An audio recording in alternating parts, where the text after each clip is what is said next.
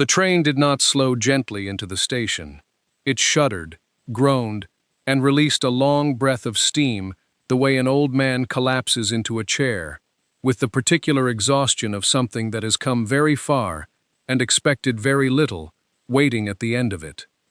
She stepped onto the platform as though she had choreographed the moment 3 months in advance, which, in her particular way, she had. The dress was cream lace, high-collared and carefully seamed, with a hem she had let out twice, and pressed with the flat iron every morning for 5 days on the train. It had taken her 4 months to make. Not because she lacked skill, she had more than enough of that, but because she had made it slowly, deliberately, stitch by stitch, the way a person builds a decision. It was the only wedding dress she intended to wear, and she had given it the same seriousness she gave everything that mattered. Montana in late June was not the Montana of the illustrated newspapers. It did not shimmer with possibility. It shimmered with heat, flat and indifferent, pressing down on the depot platform like a hand on a shoulder that means to hold you in place. The sky was the color of pale bone. The dirt was cracked. Even the station sign seemed to be leaning slightly away from itself, as though considering departure. She stood still in the middle of it and looked. She had a way of looking at things that other people sometimes mistook for hesitation. It was not hesitation. It was the habit of a woman who understood that the first few seconds of any new situation contained most of the truth she would need later. She looked at the depot, at the single horse tied to the rail, at the wagon with its cracked board seat, and at the man sitting in it. He was not her husband. She knew this the moment she saw him, not because she had been given a description of her husband, she had received no such description, but because this man had the particular posture of someone sent to collect a thing rather than receive a person. He was watching her with the squinting, evaluating look of a man calculating weight and inconvenience simultaneously. He climbed down from the wagon, took her trunk with the efficiency of someone who had done this before and expected to do it again, and offered her exactly one piece of information. Don't expect much. She regarded him for a moment. He was perhaps 40, sun-dried, and entirely sincere. There was no cruelty in it. That almost made it worse. "I rarely do," she said pleasantly, "and I'm rarely disappointed." He blinked. Then he put her trunk in the wagon. She settled onto the cracked board seat with the careful arrangement of a woman who has decided not to waste a single thing she brought with her. Not the dress, not the composure, and not the 3 months of preparation that had taught her to read a place before it had the chance to read her. The road to the ranch took 40 minutes, and he did not speak for 39 of them. She did not mind. She had learned long ago that silence from a man was not an absence of information. It was, in fact, a considerable amount of it. She spent the ride reading the land instead, the way she had learned to read a room before entering it, a letter before opening it, a face before trusting it. The grass was pale and bitten short. The creek beds they crossed were dust. The sky overhead was enormous and white at its edges, the particular white of heat that has stayed too long and forgotten how to leave. The ranch announced itself without pride. There had been a time, she could tell, when someone had planted a line of cottonwood along the drive. The stumps were still there, evenly spaced, like headstones for ambition. What remained of the house was solid enough. 2 stories, a wraparound porch that needed its 3rd board replaced, windows that had been cleaned recently, though not lovingly. Someone had made an effort here. The effort had simply run out of reasons to continue. He carried her trunk inside, with the same wordless efficiency he had used at the depot, and showed her the house the way a man shows a banker a property he is hoping to sell, room by room, each one listed rather than offered. The kitchen, the parlor, the bedroom at the top of the stairs. The linen was clean. She noted it and said so. He nodded as though she had confirmed a figure in a column. Then he walked her back outside, around the east side of the house, and stopped at the well. It was old, stone-lined, wide-mouthed, with a wooden crossbeam overhead that had gone silver-gray from seasons of weather. The rope that hung from it was dry and stiff. There was no bucket. "Dry," he said. "3 years. We haul from the Caldwell place, 3 miles west. It'll keep us, but it's a cost." He said it the same way he had said everything else, not unkindly, simply factually, the way a man reads damages from a list before a transaction is completed, so that later there can be no dispute about what was known. She stepped to the rim and looked in. He was already turning back toward the house. She did not follow. The well was dark and cool, in a way the air above was not, and there was something in that coolness that arrived before she had fully leaned over the edge, a mineral quality, faint and particular, the kind of smell that did not belong to emptiness. Dry things had no smell. She had grown up near a river. She knew the difference between the absence of water and the presence of water hiding. She stayed at the rim. Below her, 12 feet of shadow and old stone, and beneath that, something. She was not certain yet, but she was listening. She came to the supper table in a clean dress, her hair pinned back simply, the lace gown already hanging in the wardrobe of the room she had been given. His mother's room, she gathered, from the cut of the curtains and the small oval mirror above the washstand that had been angled for someone shorter.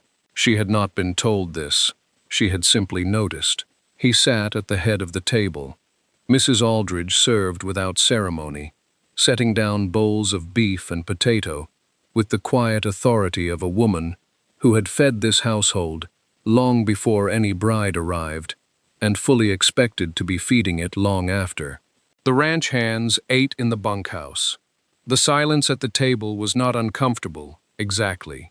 It was simply honest. 2 strangers had agreed to share a life.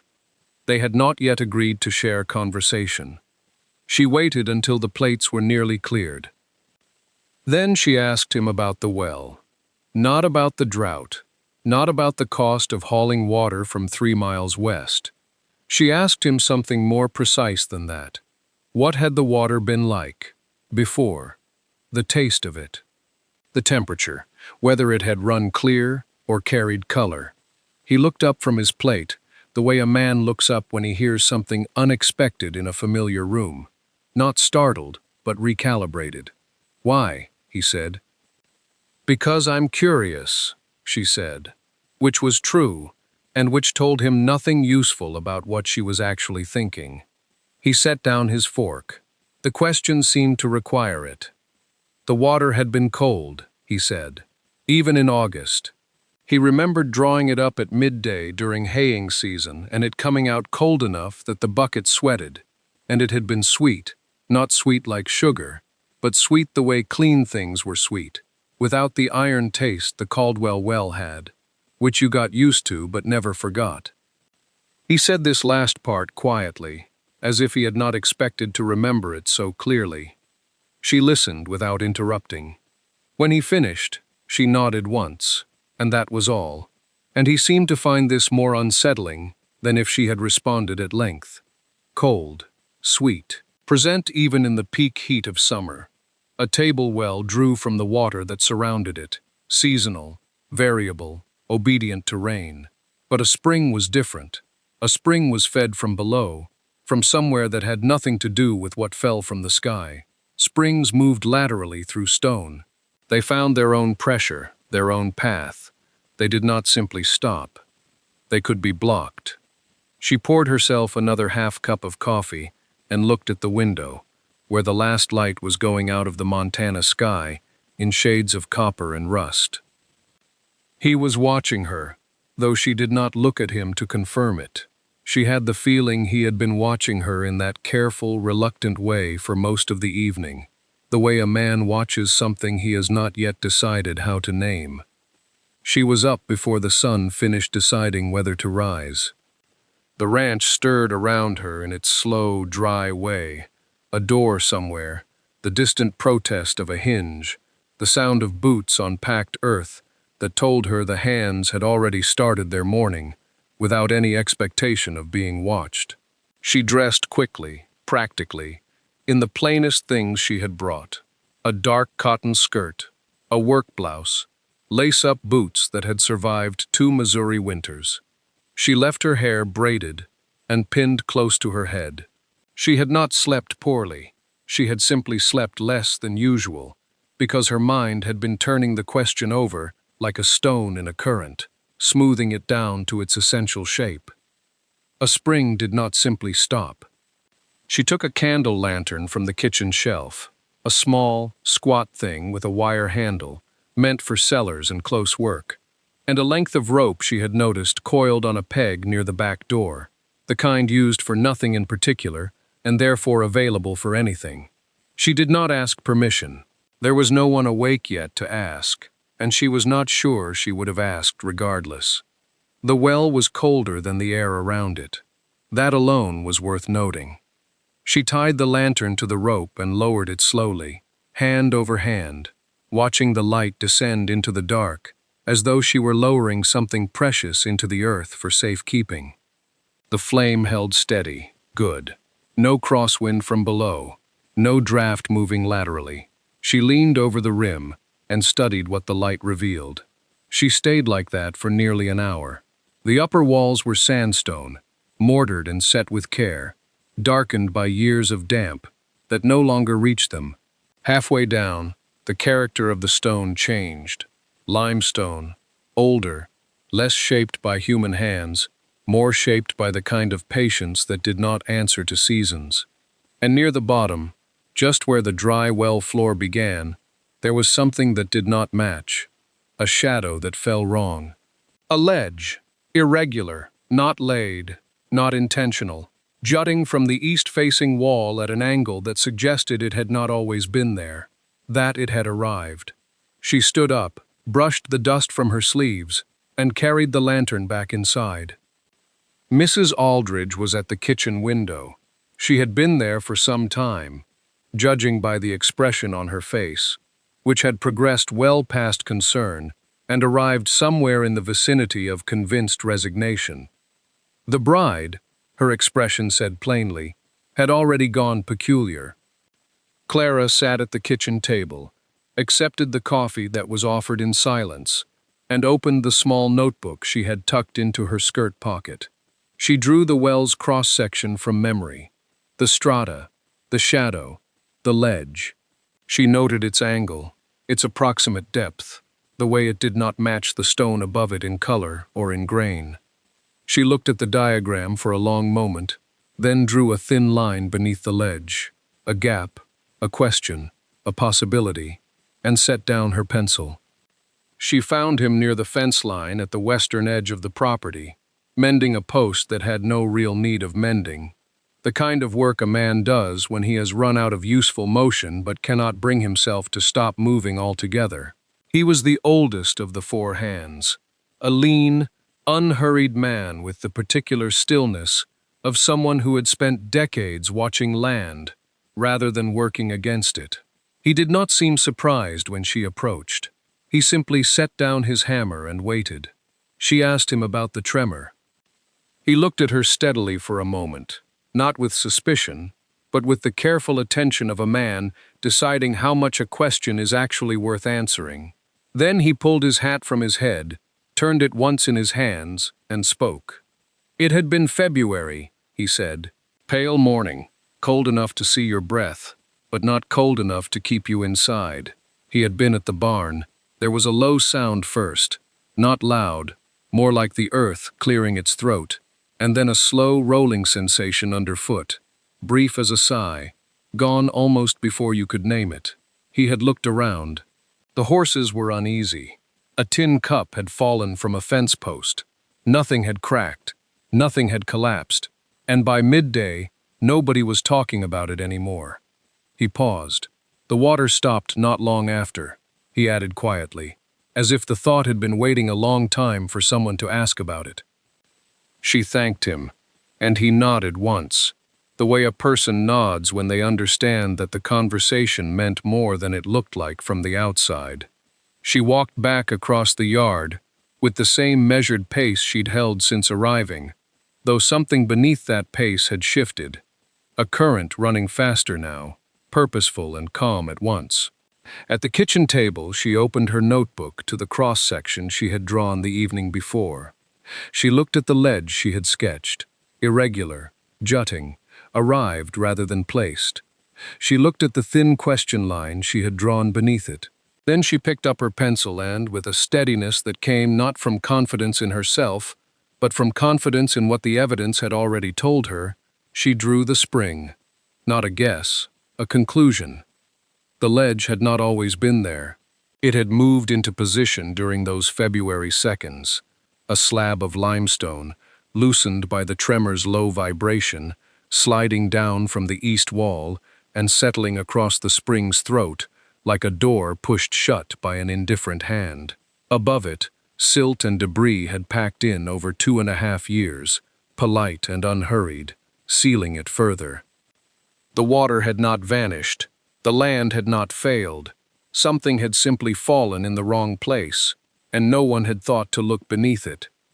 She closed the notebook. The spring was there, and now she knew exactly where.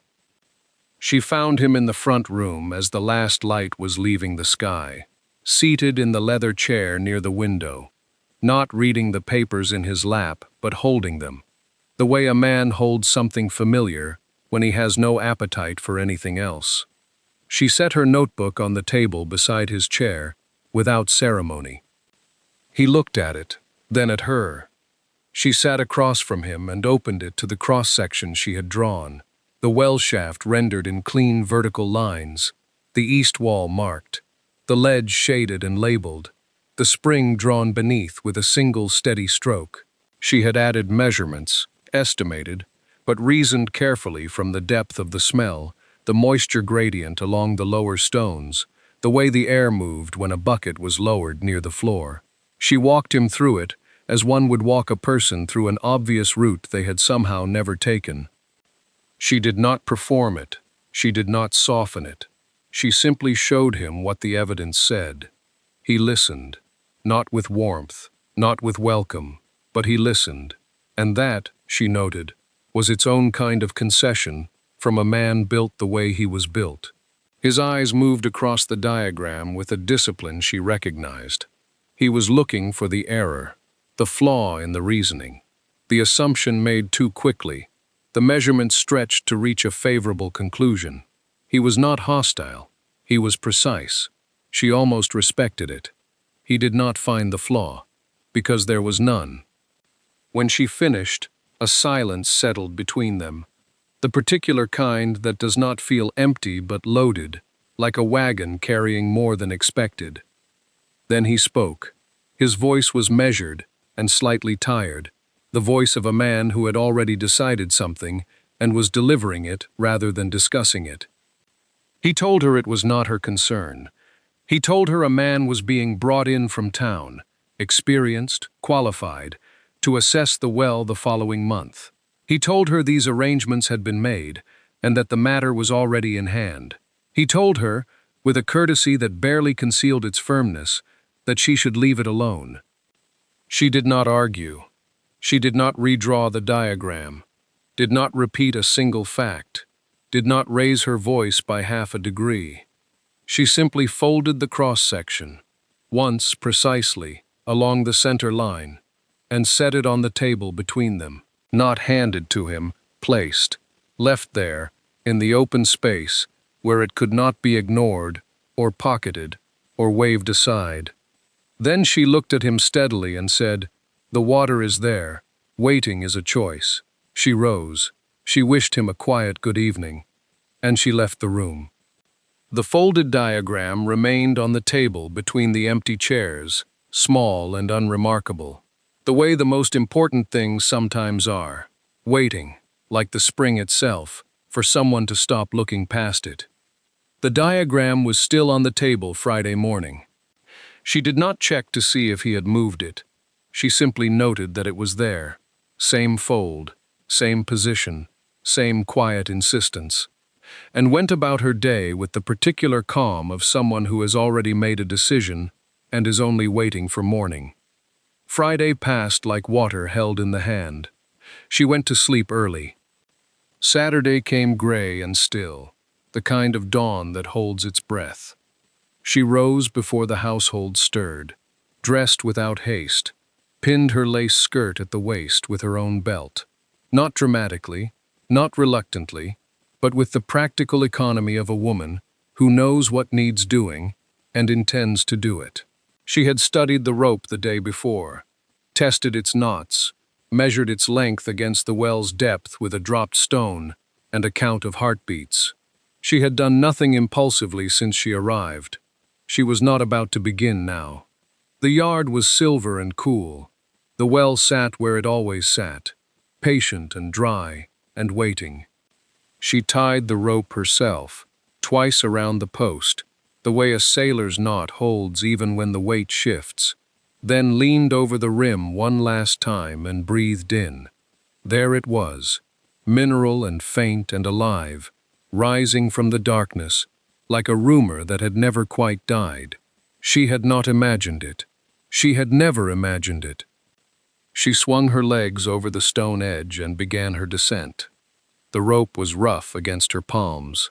The walls of the well were cool and close, limestone smoothed by decades of water that no longer came. Her skirt brushed the stone as she lowered herself, hand over deliberate hand. 12 feet was not so very far. She had crossed greater distances than this to arrive here. She was perhaps halfway down when the scream came from above. It came from the housekeeper, sharp and genuine, the sound a woman makes when the world has contradicted every assumption she was relying on. Footsteps followed almost immediately, rapid across the yard. The particular scramble of men interrupted from breakfast and running without knowing why. She did not look up. She continued her descent. More voices reached her from the rim. Protests, exclamations, someone suggesting a ladder, someone suggesting she stop. The housekeeper again, calling her name upward into the dark, as though she might not have noticed where she was. Then silence. Not the silence of people who had left, the silence of people who had stopped. She knew, without seeing, that he had arrived.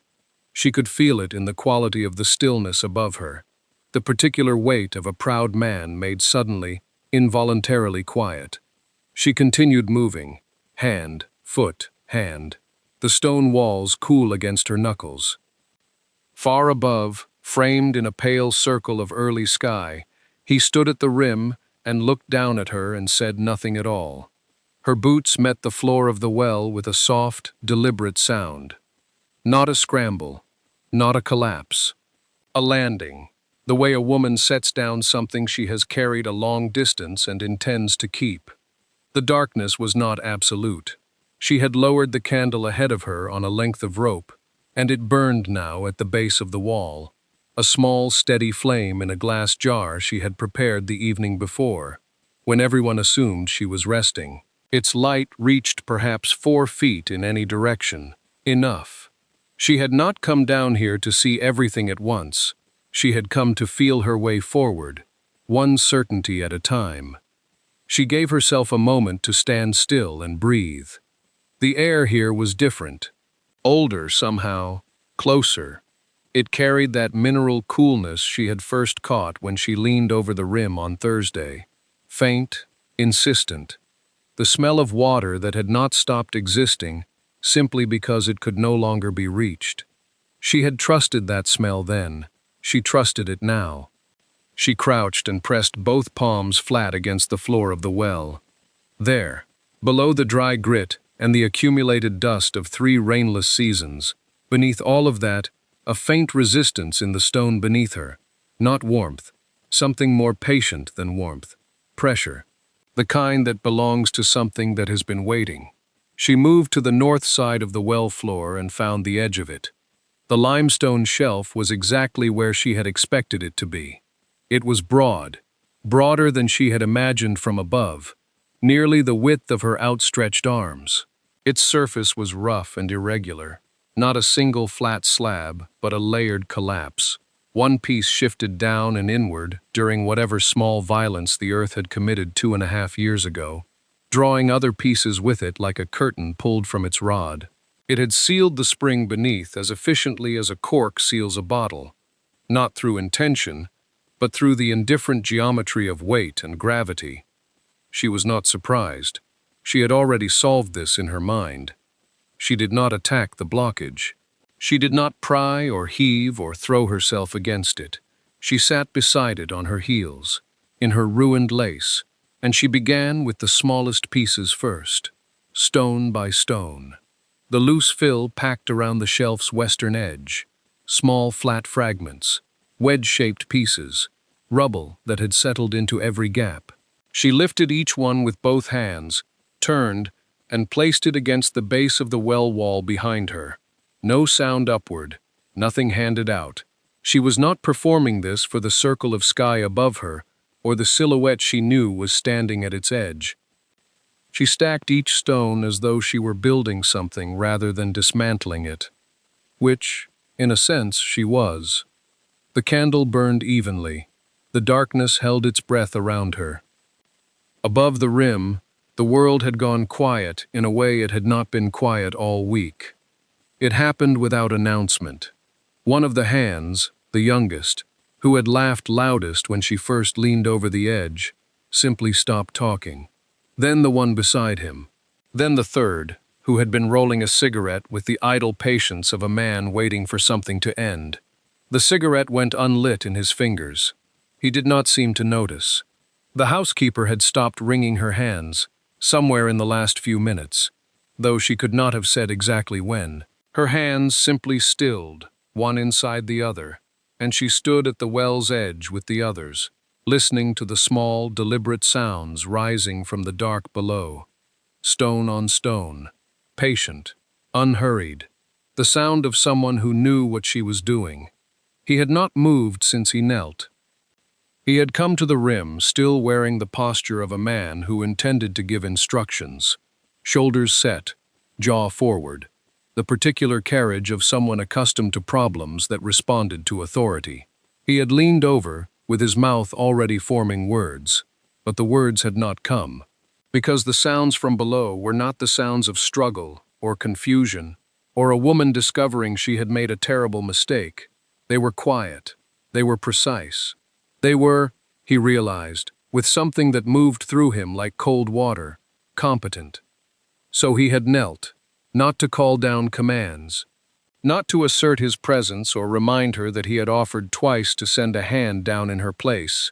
He had knelt because his legs had made the decision before his pride could object, and because his hands had found the rope on their own and held it, not pulling, not directing, simply steady. A tension that said, "I am here. I will not let you fall." She had not asked him to do this. He did not examine the fact too closely. The candle below burned evenly enough that its pale glow moved against the stone walls in a slow, breathing rhythm. He watched it. The sounds came at regular intervals, the soft lift of weight, the careful placement, the brief silence of assessment before the next piece. She was not rushing. She had never rushed, not once since the moment her boot had touched the earth of this ranch. He understood now that he had mistaken that quality, in the days between Wednesday and this moment, for indifference. He had been wrong. What he had taken for detachment was something else entirely. It was confidence, not the loud kind. Not the kind that announced itself and waited for applause, the kind that had no need of witnesses. He held the rope. He listened.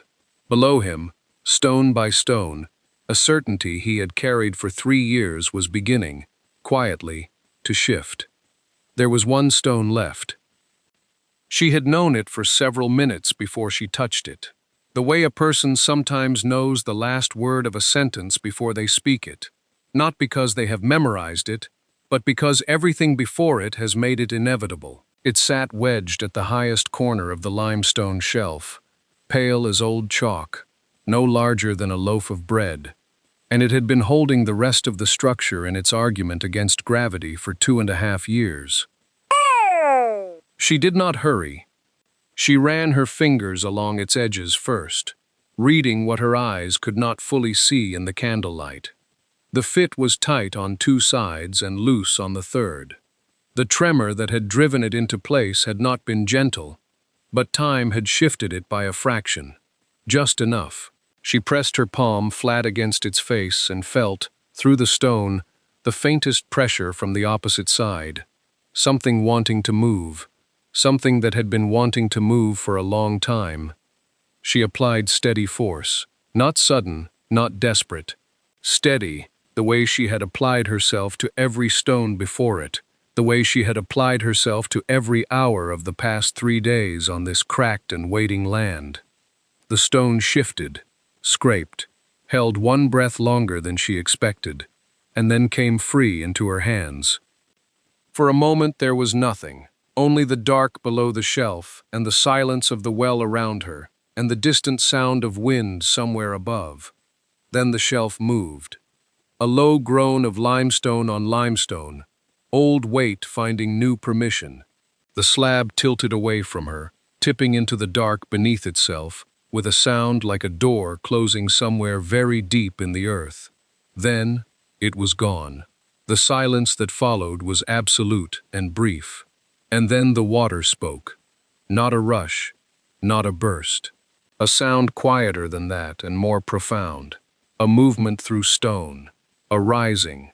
A pressure finding its old path and remembering the shape of it. She could hear it before she could see it. She could feel it before she heard it. A coolness rising against her boots, against the hem of her ruined lace, like the earth exhaling something it had held far too long.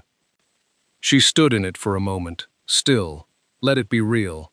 Then she picked up the pale river stone from where she had set it beside her knee, tucked it against her side, and reached for the rope. He felt her weight shift before he saw her. His hands adjusted without instruction. She rose steadily, and when she came over the rim, the candle was still burning below, its light now dancing on something it had not touched in 3 seasons, moving water. She placed the pale stone on the well's lip, directly beside his hand. She did not speak when she came over the rim.